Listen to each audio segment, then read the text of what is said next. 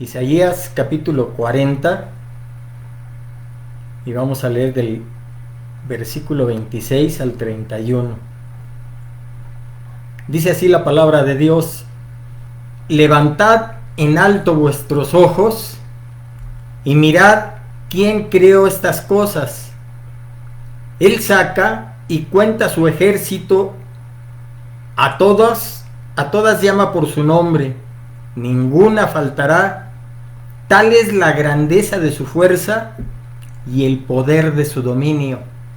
¿Por qué dices, oh Jacob, y hablas tú, Israel? Mi camino está escondido de Jehová, y de mi Dios pasó mi juicio. ¿No has sabido? ¿No has oído que el Dios eterno es Jehová, el cual creó los confines de la tierra? No desfallece ni se fatiga con cansancio, y su entendimiento no hay quien lo alcance. Él da esfuerzo al cansado y multiplica las fuerzas del que no tiene ningunas. Los muchachos se fatigan y se cansan, los jóvenes flaquean y caen, pero los que esperan a Jehová tendrán nuevas fuerzas, levantarán alas como las águilas, correrán y no se cansarán, caminarán y no se fatigarán. Amén. Isaías está en el orden del Antiguo Testamento, está antes que Jeremías, pero los ministerios de ambos profetas fueron contemporáneos. Isaías, al igual que Jeremías, estaban conscientes que Dios tendría que poner disciplina al pueblo.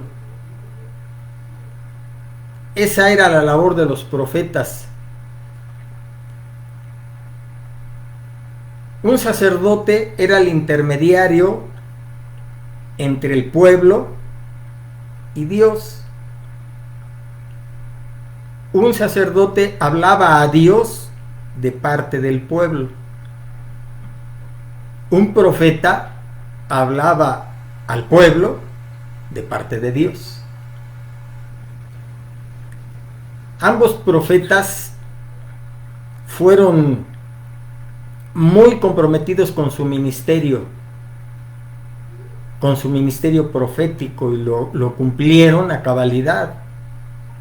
Ambos fueron usados de una manera muy especial.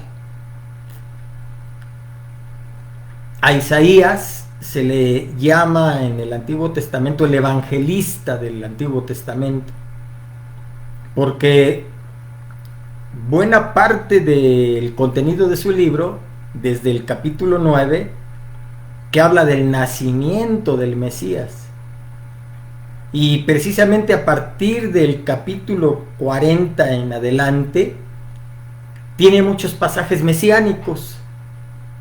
El más conocido al que todos aludimos y que es de gran contenido y mensaje, Isaías 53. Es tan clara la manera en que describe el ministerio de Cristo y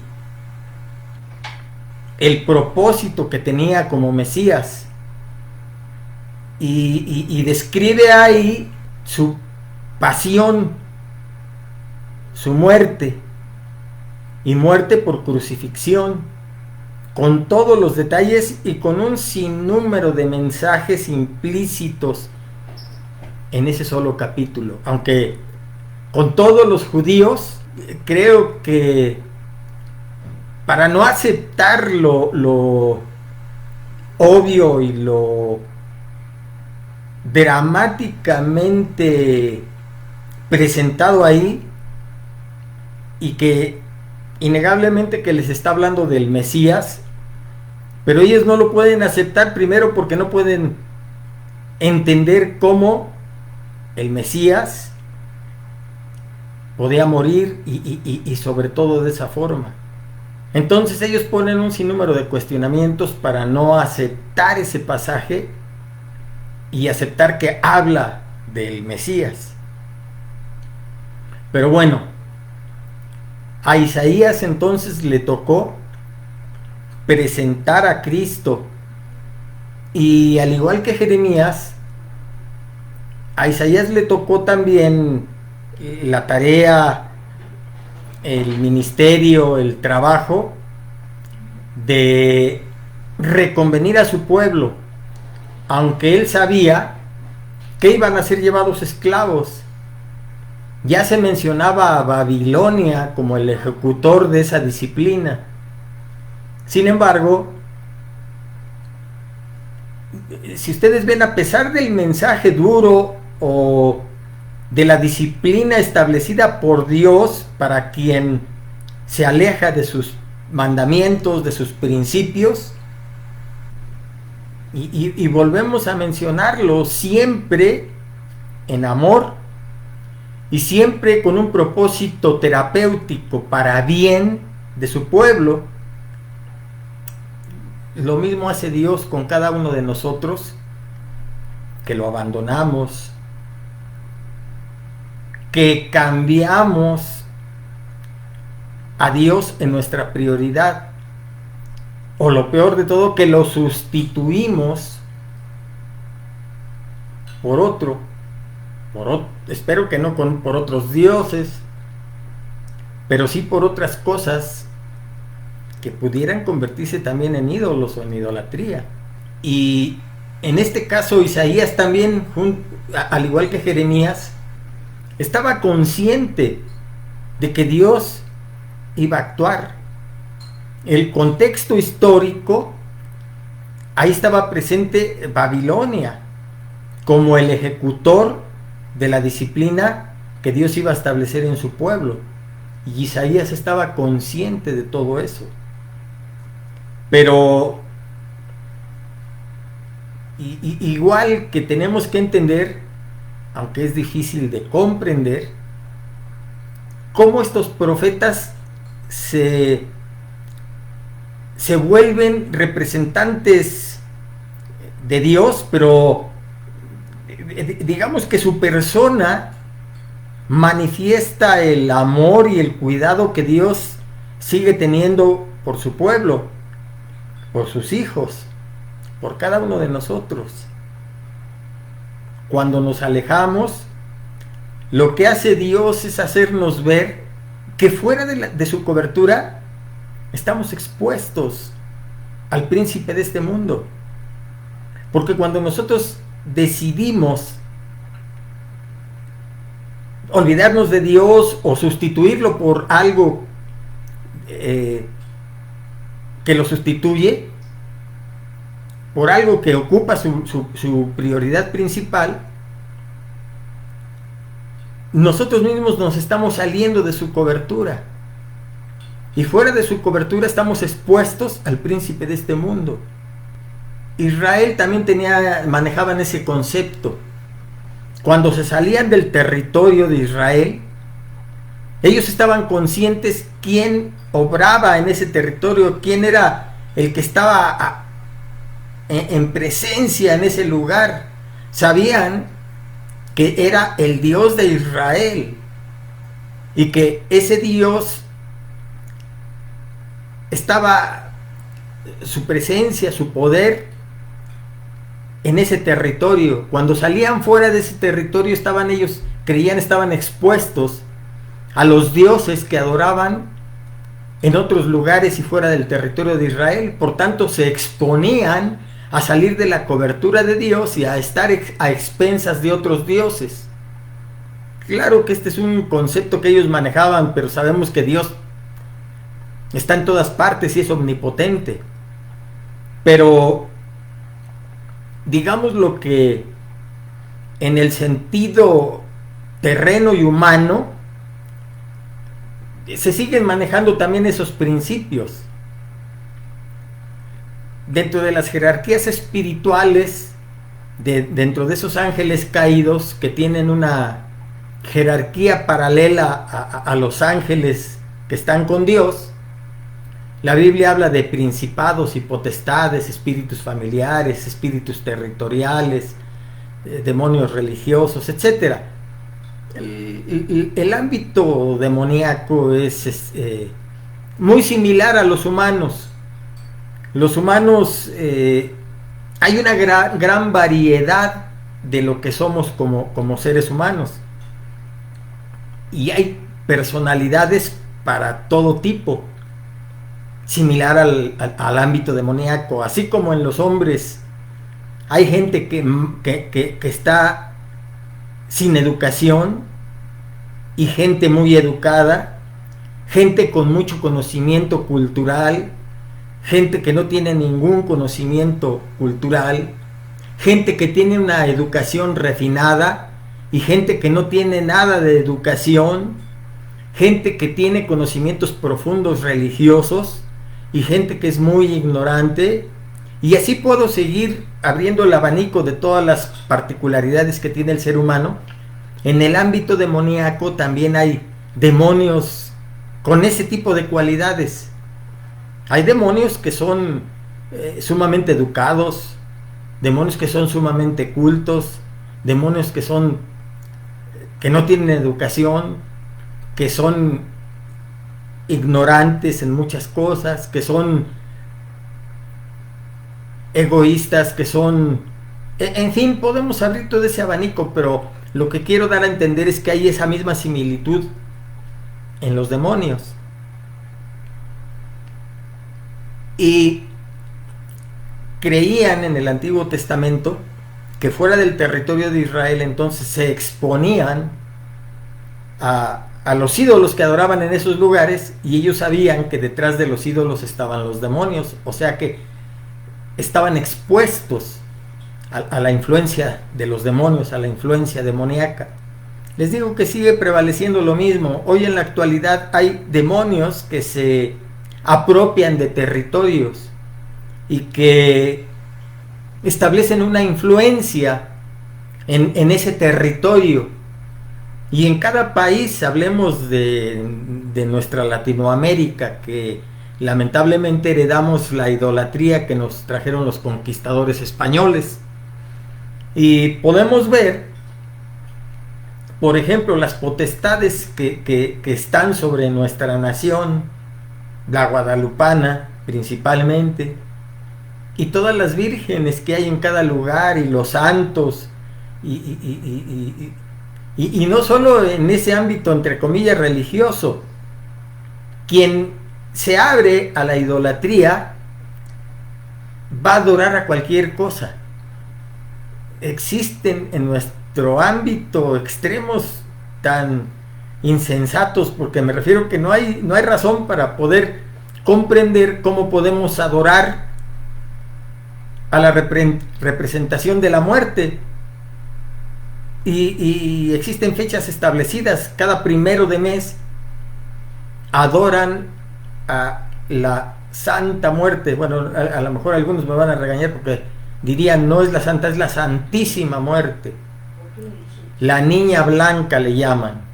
Entonces ya hablamos de la guadalupana, de la Santísima Muerte, cada creo que 28 a San Judas, y en fin, toda la caterva de santos y sus especialidades, ¿no? Somos un país eminentemente idólatra y existe influencia espiritual de esos ídolos, de esos demonios, porque atrás de quien mueve todo eso son los demonios. Entonces no estamos ajenos a lo que creían en el Antiguo Testamento. Y estamos, bueno, están, los que creen en ellos están sujetos a esa influencia. Y parece que no, pero usted ve cada X tiempo, a mí me ha tocado, si usted en esas fechas se sube a un transporte público, no faltan los que traen su monigote cargando y casi son de la misma estatura que él, porque van a la fiesta de la Santísima Muerte. O se visten como la selección mexicana de San Judas Tadeo, y van cada 28 a reunirse al templo y hacer, y no se diga los 12 de diciembre, etcétera. O sea, existe toda esa influencia de esos entes espirituales para quien abre su corazón para adorarlos. O sea, seguimos teniendo esa influencia territorial. Digo, tenemos en el sentido como nación, pero la palabra de Dios es clara. Nosotros no estamos bajo ninguna potestad ni ninguna influencia, aunque la tengan, para quien los adoran. Porque la palabra de Dios dice que mayor es el que está en nosotros que el que está en el mundo. Pero lamentablemente vivimos, otra vez vuelvo a repetir, con esos mismos conceptos de demonios territoriales que influencian. ¿Y qué era lo que pasaba también en Israel? A pesar de ser el pueblo escogido, Satanás siempre está trabajando, siempre está buscando llevar a cabo su labor. Dijo Cristo, refiriéndose a él, que el ladrón no vino sino para matar, robar y destruir. Matar nuestra fe, destruir nuestras convicciones, robarnos todo lo que pueda, la confianza, la esperanza, la fe. Esa es su labor, y lo va a hacer utilizando los medios que pueda tener a su alcance. Lo hizo con Israel, a tal grado que logró que Israel se convirtiera a la idolatría y cambiara al Dios verdadero por dioses falsos. Empezó a meter valores y conceptos que Israel fue tomando, al punto que llegaron a convertirse más en, lamentablemente, en ese tiempo, igual prestaban dinero a usura, o si alguien les debía, tomaba a sus hijos como criados para que les sirvieran, daban prestado a réditos injustos. Otros se volvieron materialistas y buscaban más bien su provecho material y se olvidaban de Dios. Y no es que condenarse Dios que se superaran o que vivieran mejor. No. Dios no condena nada de eso. Dios lo que condena es que nos apartemos de sus principios. Y lo vemos ahora en la actualidad. Esos principios siguen vigentes y seguirán vigentes porque son eternos. El Señor establece sus principios. Buscad primeramente el reino de Dios y su justicia, y todo lo demás os será añadido. Pero a veces la rutina de la vida, los intereses del mundo, los valores que se manejan, el espíritu de competencia, la codicia, la envidia, en fin, todos esos aspectos van haciendo que nosotros, en vez de buscar primeramente el reino, buscamos las añadiduras. Otra vez, Dios no está en contra de eso. Incluso, fíjese lo que voy a decir, la doctrina de la prosperidad es bíblica. Pero ahora entiéndame, es bíblica bajo los principios de Dios. No estoy hablando de esa doctrina de la prosperidad que el hombre toma y desvirtúa. La doctrina de la prosperidad es bíblica. Dios dice ahí, creo que es en Filemón: amado, yo deseo que seas prosperado en todo, así como prospera tu alma. El principio bíblico, Dios, o sea, la prosperidad es bíblica bajo los principios de Dios. La condición para que tú prosperes es que tu alma sea próspera, tu espiritualidad esté puesta en Dios y Dios esté puesto como tu prioridad. Cuando eso sea, puedes prosperar, porque es seguro que si tu alma prospera, tú vas a estar bien ubicado y vas a ser un buen mayordomo. Y entonces, eso implica que tus intereses son los de Dios. Y vas a buscar primeramente el reino de Dios. Y como consecuencia, Dios va a traer las añadiduras prosperándote. pero así como prospera tu alma. Ese es el principio de Dios. La doctrina de la prosperidad es bíblica bajo los principios de Dios. Pero vea ahora dónde están todos aquellos apóstoles de la prosperidad. Ahora que el negocio se les movió, estaban buscando que la gente les depositara, porque ahora sí se vieron desprotegidos. ¿En dónde estaba su confianza? ¿En Dios o en las riquezas? ¿En dónde tenían ellos que transmitían eso a la gente? ¿En dónde ellos tenían su fe? Yo no veo que en Dios, porque ahora sí hasta suplicaban que les depositaran. Pero no se apure, van a resurgir, van a empezar a utilizar su táctica, pero ahora van a utilizar el miedo y van a empezar a crear necesidades, porque ya tienen el producto preparado para sustituir esas necesidades. ¿Y cuáles van a ser esas necesidades? Bajo las circunstancias, porque hasta eso son astutos. Utilizan el contexto, van a utilizar lo que es muy común ahora, le llaman, ¿cómo le llaman? El buscar de dónde vino la pandemia, las causas y las teorías de quién es y del nuevo orden mundial, y que todo eso es un hecho, lo estamos viviendo. Y innegablemente que la Biblia habla de todo esto y que estamos en inicio, en preparación de lo que Dios ya tenía profetizado, pero ellos van a utilizar todas estas teorías de la conspiración y las van a dirigir hacia crear temor en la gente, y otra vez van a manejar todo eso para volver a explotar esos recursos, intimidando a la gente, manejando la Biblia a su antojo y para sus propósitos otra vez.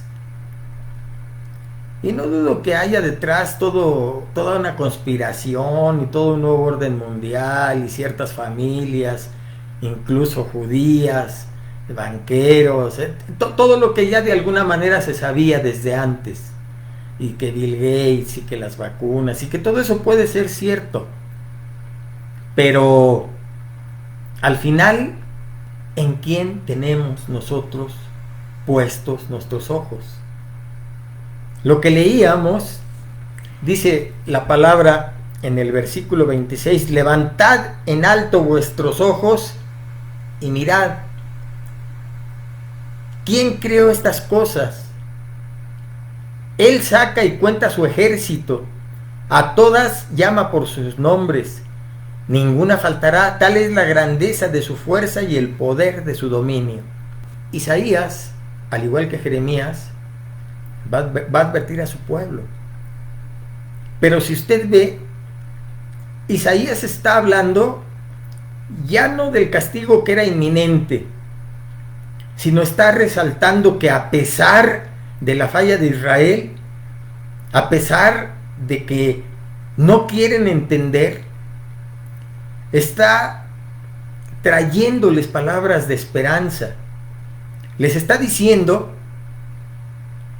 que aunque lo imposible venga, aunque lo inevitable se presente, siempre si tenemos puestos nuestros ojos en Dios, Él siempre va a abrirnos camino, Él siempre va a dar respuesta, porque lo que es imposible para el hombre, posible es para Dios.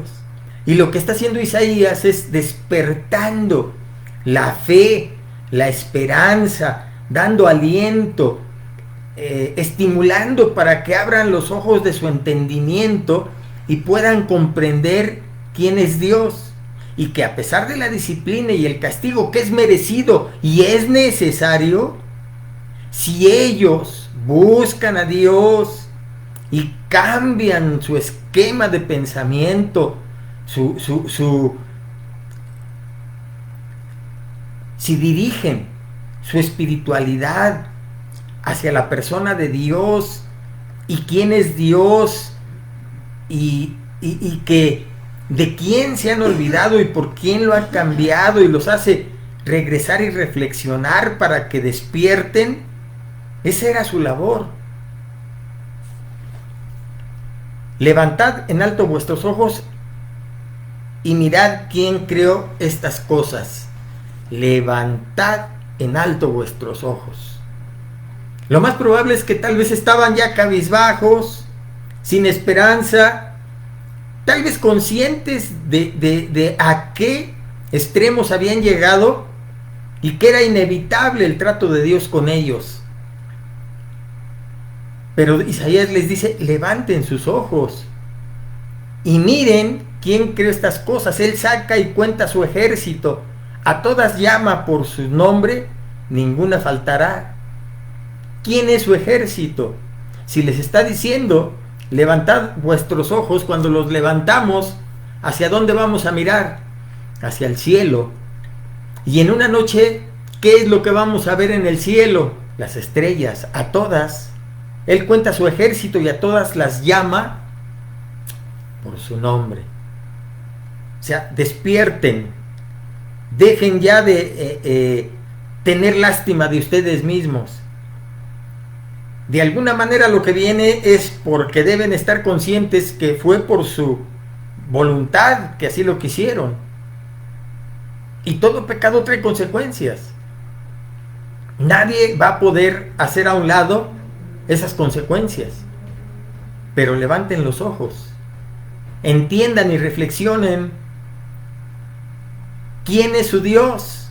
Aunque se han olvidado de Él, Él no se ha olvidado de ustedes. Levanten sus ojos y miren a su ejército. Él a todas aquellas estrellas llama por su nombre. Claro que nosotros de ciudad ya difícilmente vemos un cielo estrellado. Ocasionalmente vemos unas cuantas estrellas. Pero si a usted le ha tocado salir al campo, en donde todavía podemos observar la magnitud del firmamento, podemos recordar lo que Dios le dijo a Abraham: así será tu descendencia, como las estrellas del cielo, como los granos de la arena del mar, incontables, innumerables. Y a pesar de todo, dice Isaías, a su ejército llama a todas por su nombre, y ninguna faltará. Tal es la grandeza de su fuerza y el poder de su dominio. ¿Qué les está tratando de decir? Las estrellas, con toda su magnitud, con todo su esplendor, con toda su belleza, siguen siendo algo inanimado. Y de todos modos, aún siendo inanimados, Dios tiene consideración por ellas, porque a todas las llama por su nombre. En otras palabras, reaccionen. Ustedes son más importantes para Dios. Cuando ustedes abran su corazón, se sinceren, se humillen delante de Dios, Él los va a contestar. Él ha dicho: el que a mí viene, yo no le echo fuera. Clama a mí y yo te responderé y te enseñaré cosas grandes y dificultosas que tú no conoces. Ahí están esas promesas. Dios solo está esperando que tú quieras, porque Él quiere. Levantad en alto vuestros ojos y mirad quién creó estas cosas. Él saca y cuenta su ejército, a todas llama por su nombre. Ninguna faltará. Tal es la grandeza de su fuerza y el poder de su dominio. ¿Por qué dices, oh Jacob, y hablas tú, Israel? Mi camino está escondido de Jehová, y de mí Dios pasó mi juicio. Mentira. ¿Por qué dices eso? Dice Isaías. ¿No has sabido? Versículo 28. ¿No has oído que el Dios eterno es Jehová, el cual creó los confines de la tierra, no desfallece ni se fatiga con cansancio, y su entendimiento no hay quien lo alcance. Él da esfuerzo al cansado y multiplica las fuerzas del que no tiene ningunas. Él da esfuerzo al cansado y multiplica las fuerzas al que no tiene ningunas.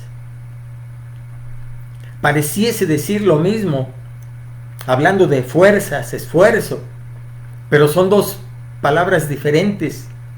Él da esfuerzo al cansado. Si fuésemos a los originales, nos traerían más luz. Él da ánimo. Él te estimula a que si estás abatido, a que si estás triste, cabizbajo, cansado, Él te estimula, dándote ánimo, te hace levantarte, como Noemí cuando estaba con Ruth. Dice, y Noemí volvió en sí, se levantó, volvió en sí y quiso volver a Jerusalén.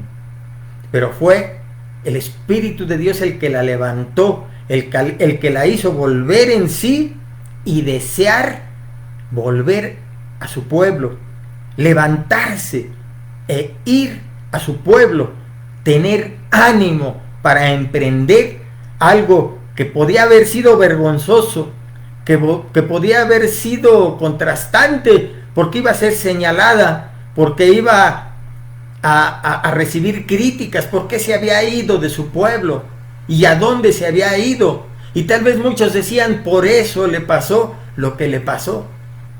Sin embargo, fue el Espíritu de Dios el que, entrando en ella, le dio esfuerzo al cansado y se levantó. Y eso es lo que está diciéndoles Isaías. Él da esfuerzo al cansado y multiplica las fuerzas al que no tiene ningunas. Él da poder, da fortaleza, da capacidad. Él te da lo que no tienes.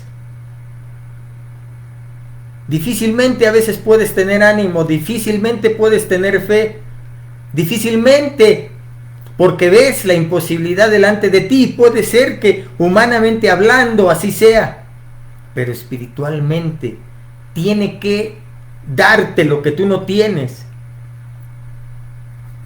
y multiplicarte lo que tienes para que puedas obrar. Multiplica las fuerzas al que no tiene ningunas. El esfuerzo, el ánimo, el estímulo viene de Dios. Y si no tienes fuerzas en ese momento, Él te las da. Él te da lo que no tienes para que puedas hacer. Y te dota de más de lo que tienes para que puedas tener. Él da esfuerzo al cansado y multiplica las fuerzas al que no tiene ningunas. Pero tienes que creer, pero tienes que desear. Dios no va a hacer lo que tú puedas hacer. Tú tienes el deber de hacer lo que tú puedes hacer. Dios espera que tú hagas lo posible, porque Él está preparado para hacer lo imposible. Por eso es que a veces el cansado ya no tiene fuerzas. Dios le da el estímulo, el ánimo. Él le da lo que es imposible tener y te multiplica lo que ya tienes, te lo agranda, porque al fin y al cabo tú tienes fuerzas. Te da lo que no tienes y de lo que tienes te da más para que de todos modos actúes, esperando que tú hagas lo que es posible que tú hagas, porque Él está preparado para hacer lo que tú no puedes hacer, que es lo imposible. Levanten los ojos, miren el firmamento. Dios es el que lo creó con su poder. con su dominio, con su grandeza, con su fuerza. Él lo creó. Y a cada una de ellas las llama por su nombre. Si a las cosas inanimadas las conoce y tiene consideración, ¿qué no va a hacer a ti que te creó? Dice el Salmo 139: mi embrión vieron tus ojos, y en tu libro estaban escritas todas aquellas cosas con las que yo iba a ser formado. Estabas en los proyectos de Dios, estás en los proyectos de Dios. Pero tienes que tener una actitud adecuada. Tienes que aceptar que te has equivocado, que has fallado. Tienes que clamar a Él, tienes que levantar tus ojos, tienes que abrir tu corazón, tienes que empezar a creerle a Dios. A pesar de los pesares, a pesar de nuestras fallas, a pesar de nuestras limitaciones. Pero tienes que tener esa actitud. Tienes que poner tus ojos en el Nuevo Testamento. Dice, puesto los ojos en Jesús, el autor y consumador de la fe. ¿Dónde tienes tú puesta tu mirada, tu vista, tu fe, tu esperanza? ¿En tu religión? ¿Vas a seguir manejando tu religión? Que de alguna manera la religión es algo que Satanás utiliza para control de la gente. Y no es que la gente no crea en Dios, cree en Dios, pero no se sujeta a Dios bajo sus principios.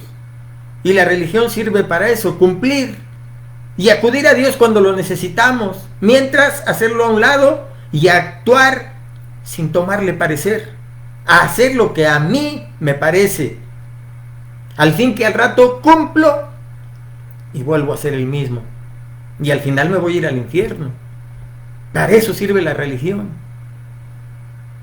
Tenemos que tener una actitud abierta para con Dios. He aquí, dice su palabra, que nada hay oculto. Antes bien, todas las cosas están abiertas y desnudas ante los ojos de aquel a quien tenemos que dar cuentas. No os engañéis, dice la palabra, Dios no puede ser burlado, porque todo lo que el hombre sembrare, eso también segará.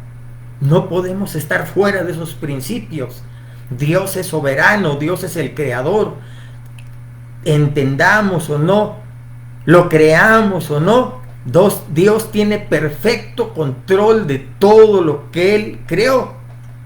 Lo vemos ahí, llama a cada una por su nombre, tiene control perfecto de todo lo que sucede.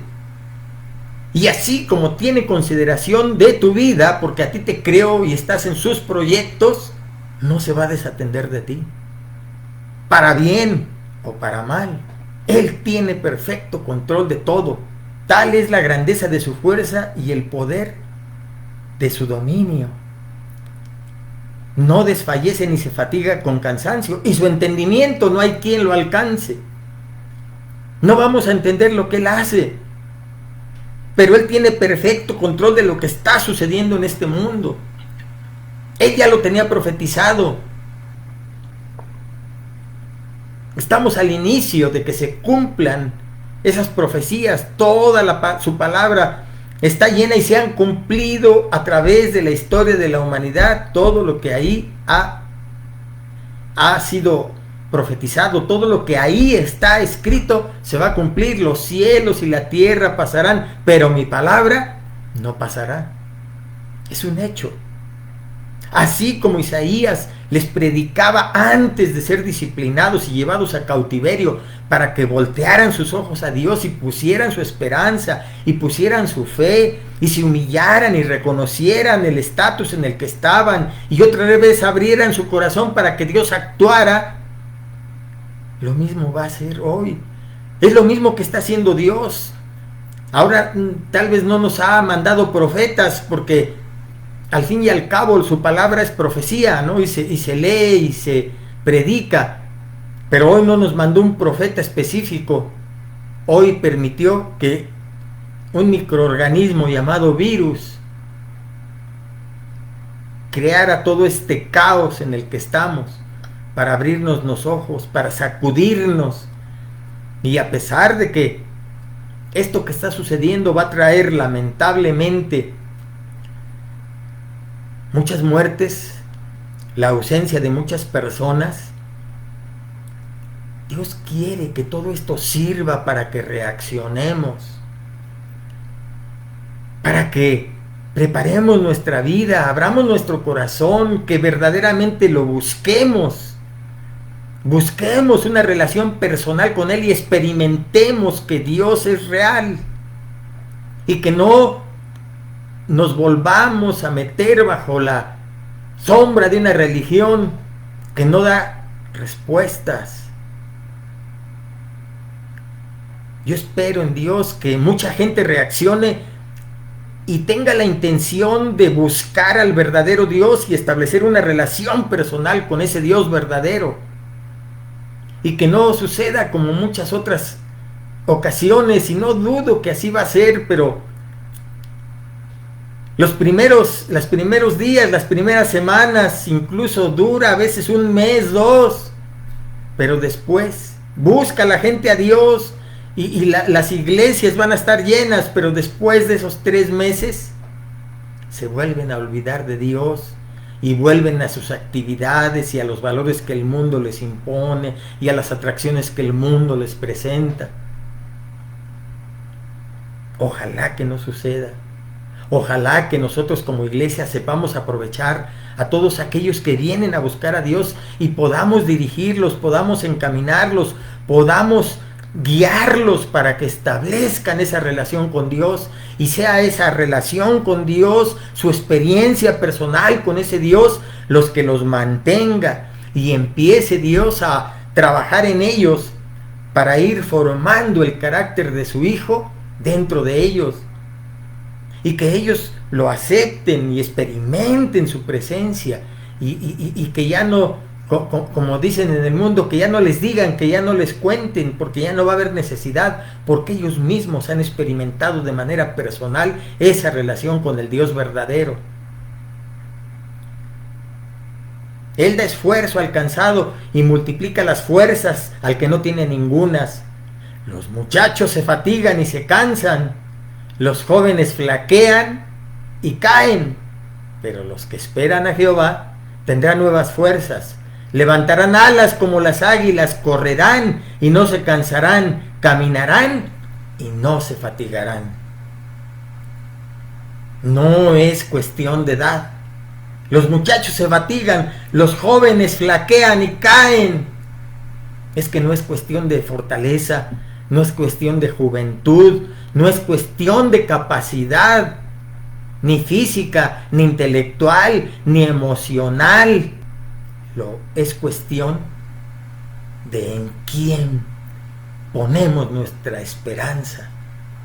Los que esperan en Jehová tendrán nuevas fuerzas, levantarán alas como las águilas, correrán y no se cansarán, caminarán y no se fatigarán. Es nuestra fe, nuestra relación con Dios, el que nosotros busquemos, así como el que quiere tener condición física se levanta para ejercitarse y correr y hacer ejercicio y adquirir con todo eso una condición física para que cuando la situación lo demande pueda con esa condición física y con ese vigor adquirido por la disciplina ponerla en práctica. En lo espiritual Dios nos está llamando también a hacer condición espiritual, a que nos disciplinemos para buscarle, a que decidamos conocerlo. Ahí está su palabra. Su palabra es la que nos da a conocer cómo es ese Dios, quién es ese Dios, cómo piensa ese Dios acerca de su creación, cómo ese Dios, si puede alguien tener alguna duda, ahí está lo que Él proveyó para dar solución al problema del hombre. Ese problema se llama pecado. Ese pecado es alejamiento de Dios. Ese pecado es sustituir a Dios o no tomarlo en cuenta. Y Dios se dio cuenta de la condición del hombre. El mundo en el que vivimos está así porque ese hombre decidió abandonar a Dios, abandonar los principios de Dios, hacer lo que él quiere, vivir como él quiere sin tomar en cuenta a Dios ni sus principios. Y la situación que mundialmente pasamos es por esa conducta del hombre. Estamos viviendo los tiempos de Noé. Y esto no va a cambiar. Por un momento todo esto van a manejar mucho el humanismo, la consideración, la ayuda entre unos y otros. Y muchos van a clamar porque ahora que sucedió todo esto, nuestros gobiernos fueron incapaces y no tienen ni los recursos, ni la inteligencia, ni la capacidad para poder llevar esto, y no había medicinas, y no surtían esto, y no habían provisto ni previsto esto. Entonces, más bien necesitamos desde fuera, a nivel mundial, que haya un líder, que haya un orden mundial que rija y que nos ponga en orden y que quite las desigualdades y que etcétera, etcétera, etcétera. Pensamientos humanos, loables, pero eso no va a suceder.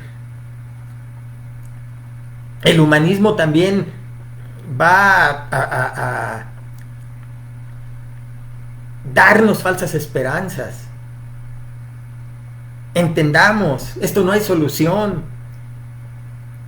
El problema a nivel mundial viene porque el problema está en el hombre. Puede haber muy buenos sistemas económicos, sociales, neoliberalismo, capitalismo, socialismo, comunismo, socialdemocracia, cualquier sistema social, político, filosófico, y podemos incluso crear uno perfecto, pero ese no es el detalle está en el hombre es el que tiene el defecto, tiene una naturaleza caída, y así le demos algo perfecto, lo va a poner en práctica de una manera imperfecta y vamos a caer en lo mismo, porque al final, por eso Dios señala, el problema del hombre es el hombre mismo, que se ha alejado de Dios, que quiere ser autosuficiente, que quiere con sus recursos de humanismo, de socialismo, de comunismo, de neoliberalismo, el ismo que ustedes quieran, incluso la religión y todo ha querido componer al mundo, pero el problema no es componer al mundo, el problema es componer al hombre para que el mundo se pueda componer. Dios ya detectó, Dios ya estableció desde el principio de la creación cuál era el problema, y Él ha provisto la solución. Cristo es la solución. De tal manera amó Dios al mundo, que ha dado su Hijo unigénito, para que todo aquel que en Él cree no se pierda, mas tenga vida eterna. Este mundo va a lo que su palabra, la palabra de Dios ha establecido. Todo esto es principios de dolores. ¿Cómo se va a dar adelante? No lo sabemos. Mucha gente que está con temor, que está triste, que está desanimada, porque le han dado noticias, porque algunos cercanos a él a lo mejor ya fallecieron, o él tiene alguna enfermedad de las que son susceptibles a muerte con este virus, o tiene hipertensión, o le dijeron que tiene una enfermedad terminal, o alguno de sus allegados, o que va a perder el trabajo, o que va a perder a la familia, o un sinnúmero de cosas negativas, y yo no dudo que en la realidad esté sucediendo todo eso, pero la palabra nos dice: Él da esfuerzo al cansado y multiplica las fuerzas al que no tiene ningunas. Los muchachos se fatigan y se cansan, los jóvenes flaquean y caen, pero los que esperan en Jehová tendrán nuevas fuerzas. Esa es la promesa. Usted está esperando en Jehová, porque si es así, Él le va a dar nuevas fuerzas, lo va a levantar Le va a dar alas como las águilas. Correrá y no se cansará, caminará y no se fatigará. ¿Ha visto usted cómo vuelan las águilas y muchas de las aves? Ni siquiera se cansan en batir sus alas. Esos animales buscan las corrientes de aire caliente y planean sobre esas corrientes y no se cansan. Una nueva oleada de aire caliente para que usted no se canse, el Señor se lo envía. Levantarán alas como las águilas, correrán y no se cansarán, caminarán y no se fatigarán. Y no está hablando de edad, no está hablando de juventud, donde ahí está el cúmulo de la fortaleza y el vigor y la inteligencia y la capacidad. No se trata de eso. La palabra es clara, pero los que esperan en Jehová tendrán nuevas fuerzas. Y hasta cantamos un canto que habla precisamente de este versículo 31. Los que esperan en Jehová. Los que esperan en Jehová. Como las águilas, sus alas levantarán. Como las águilas, sus alas levantarán. Correrán y no se cansarán, caminarán, no se fatigarán, nuevas fuerzas tendrán, los que esperan en Jehová. Esa es la promesa, pero hay que creerla, pero hay que venir con una actitud. Mire, Dios, aquí en estos pequeños pasajes, como el profeta habla de la grandeza de la creación de Dios, de su provisión, de su cuidado, de cómo, si él, más adelante también en palabras de Cristo, dice, si un hijo le pide al padre un pescado, no se lo dará.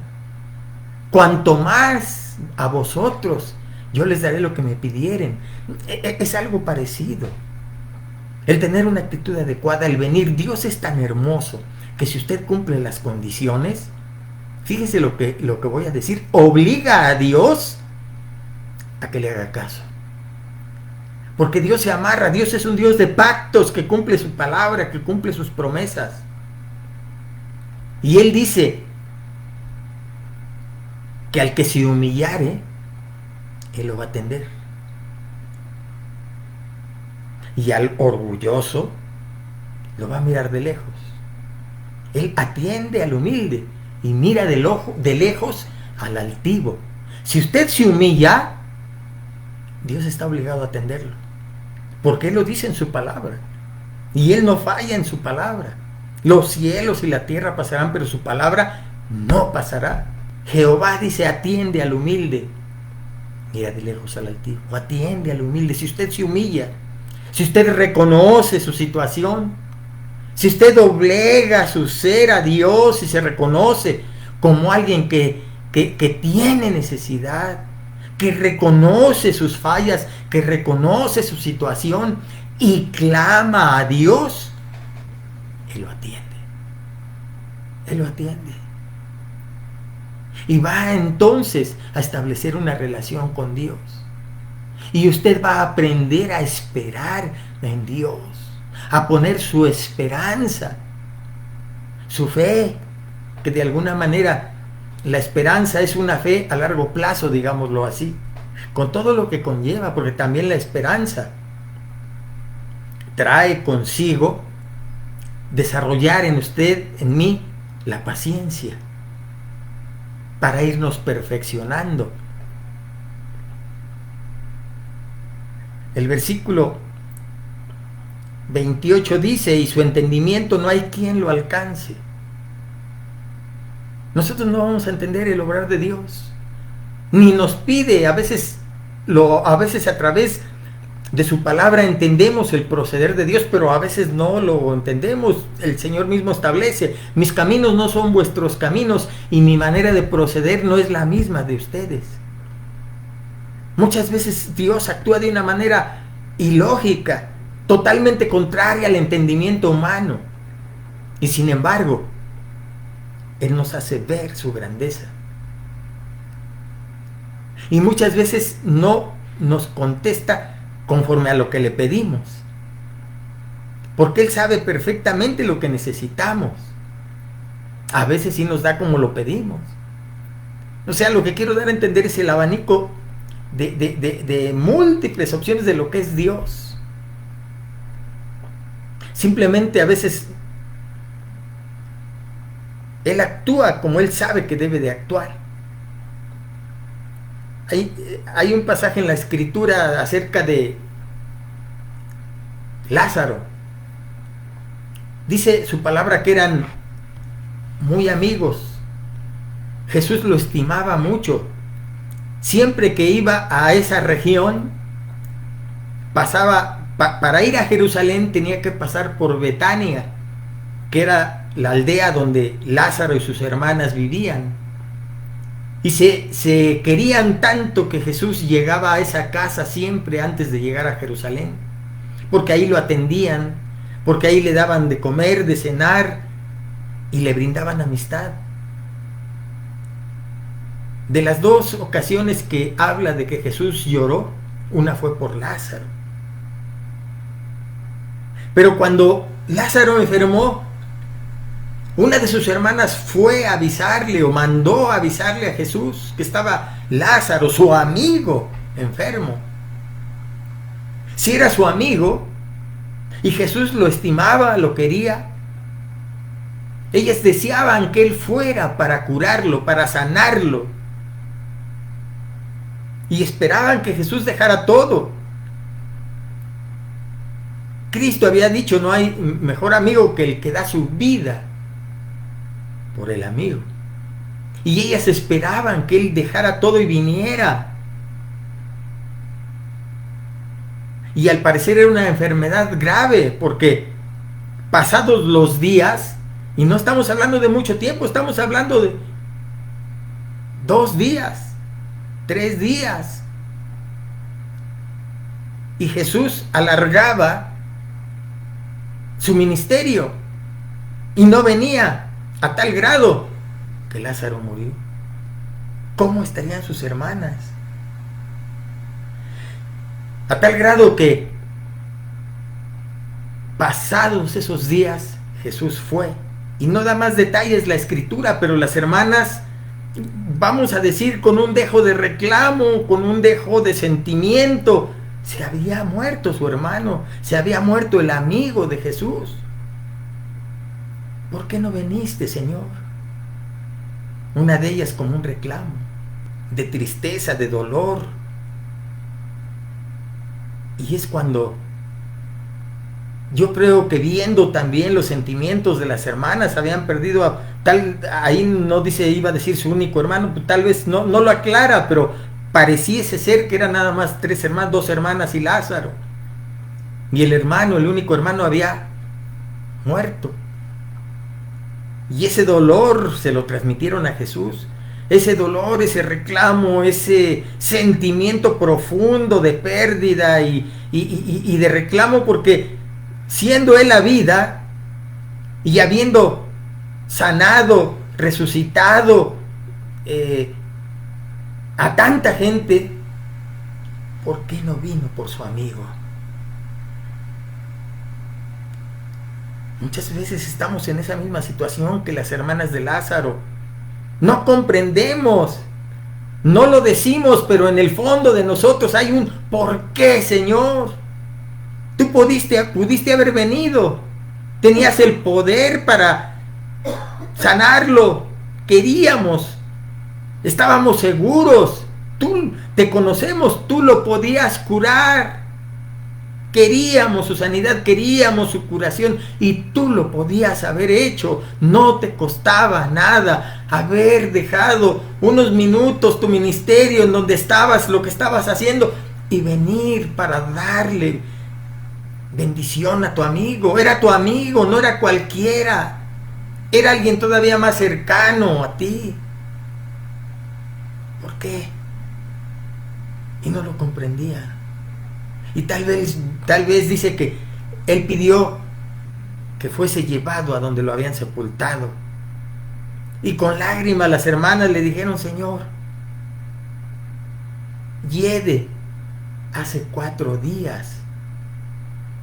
Hace 4 días que murió. 4 días y sobre todo en esas regiones en donde son desérticas y el calor es muy alto.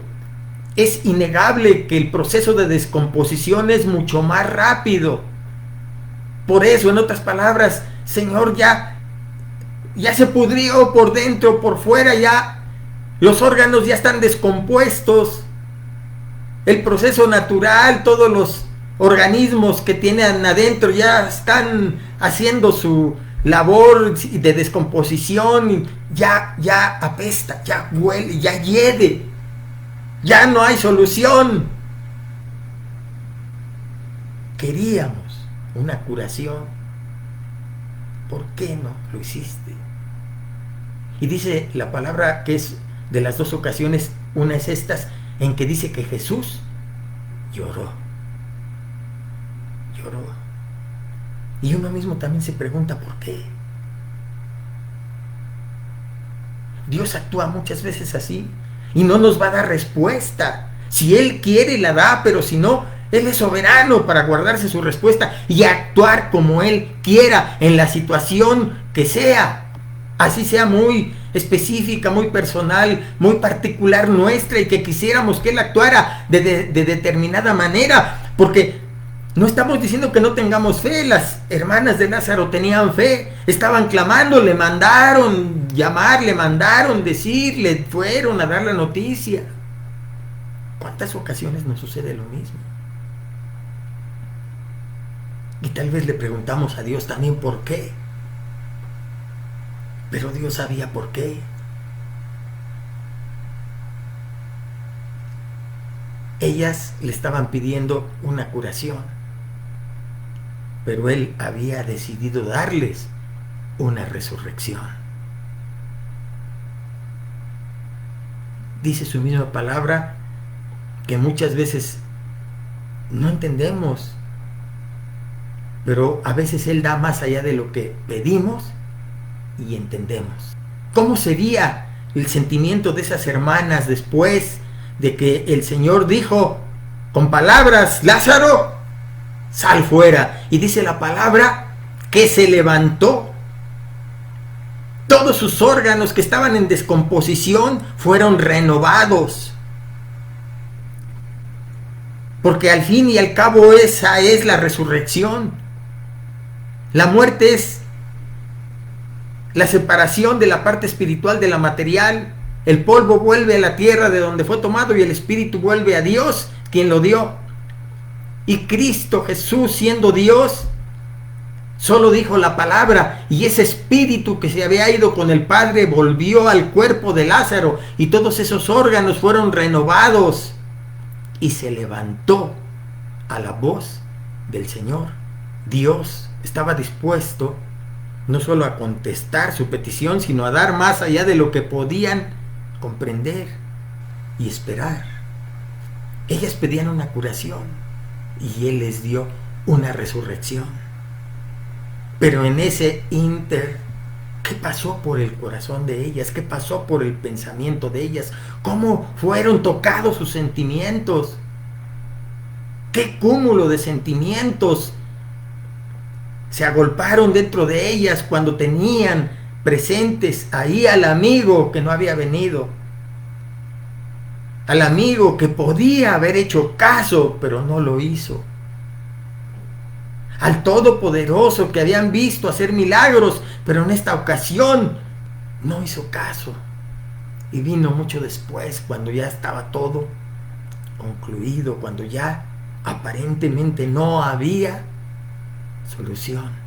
Pero ¿qué les dijo a él? No te he dicho que si creyeres verás la gloria de Dios.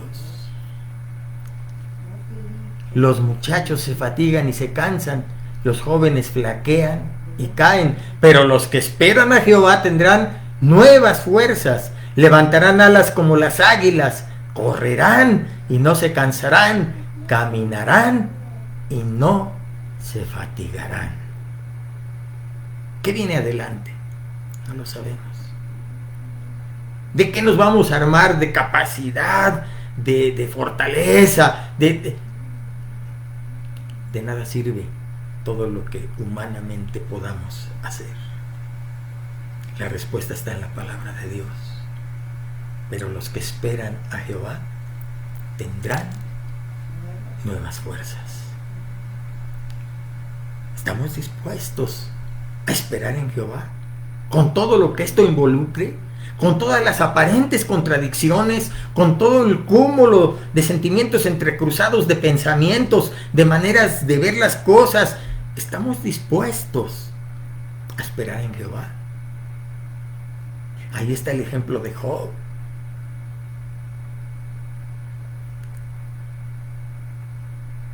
Ahí está el ejemplo de la oración y el canto de Miqueas. ¿Estamos dispuestos?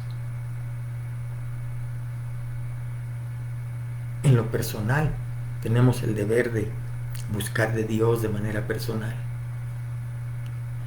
Pero también ahí está, como un elemento que Dios ha provisto, la iglesia, la asamblea, los llamados, los comprados y lavados con la sangre de Cristo, que se unen en un día convenido para formar todos un solo cuerpo y ser miembros los unos de los otros y todos necesarios. ¿Está usted anhelando ese momento para glorificar todo ese cuerpo juntos y darle honra a ese Dios que hizo los cielos y la tierra, que está al control de todo, lo entendamos o no? Que lo considera a usted, porque en el Salmo 139 dice que en su libro estaban escritas todas aquellas cosas con las cuales usted iba a ser formado, que Él está al pendiente de usted, aunque no lo crea, de sus necesidades, y que solamente está esperando que usted se humille y abra su corazón y lo invite a entrar para que Él cene con usted y tenga intimidad. Está anhelando el compañerismo de los hermanos, está anhelando el momento de alabar y abrir su corazón y decirle a Dios todo lo que Él merece, la honra, la gloria, el poder, la sabiduría, la fortaleza. Está consciente de que solamente Él es digno de recibir la honra. ¿Está usted seguro que no lo va a cambiar a Él por otra cosa que ocupe su lugar? Que Él va a hacer y decide usted ponerlo como prioridad y esforzarse porque nada pueda romper su relación, y cada vez buscar más hacer esa relación más estrecha y más con más fuerza, sea la manera en que usted lo concibe y lo experimenta? ¿Estamos dispuestos a dejar que Él obre en nuestra vida? Porque lo que viene, no sé cómo venga. Qué tan lento, qué tan rápido, se hablan de tantas cosas. Todas esas teorías de conspiración, hay algo de verdad atrás. Pero independientemente de todo eso, ¿estamos dispuestos a esperar en Jehová? Yo lo invito a que usted mismo se conteste y vamos a hacer una oración. Padre bendito, Señor amado, gracias te damos. Tú vives, Señor, tú eres real.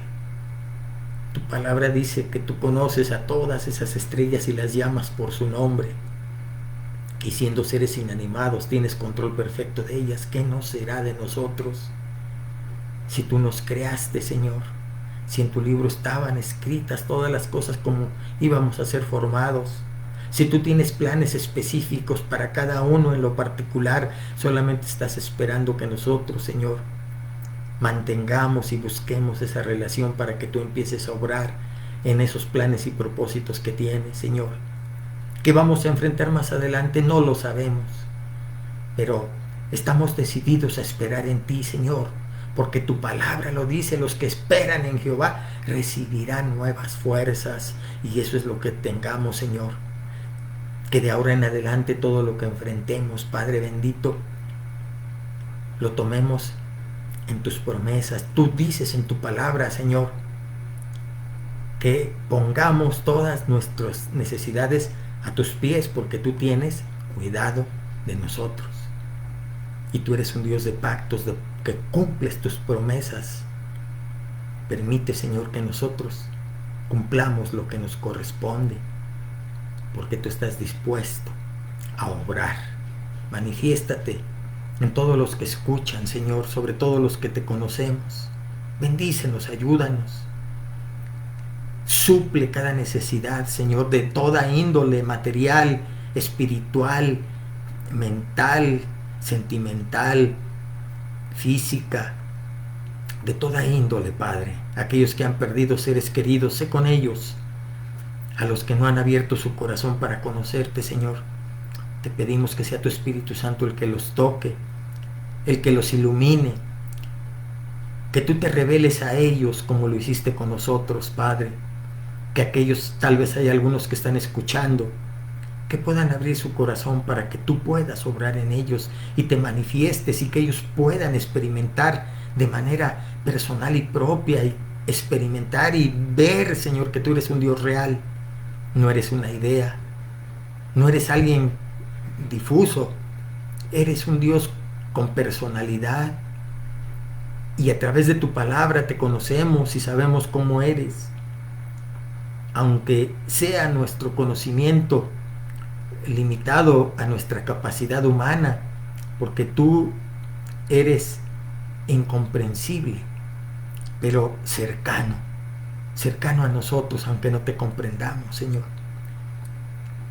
Por eso tu apóstol Pablo oraba ahí en Efesios para que nos des, Señor, espíritu de sabiduría y de revelación en ti, en tu palabra, y que podamos comprender, Señor, la altura, la anchura, la profundidad de tu amor y todo lo que tú tienes para nosotros, Señor.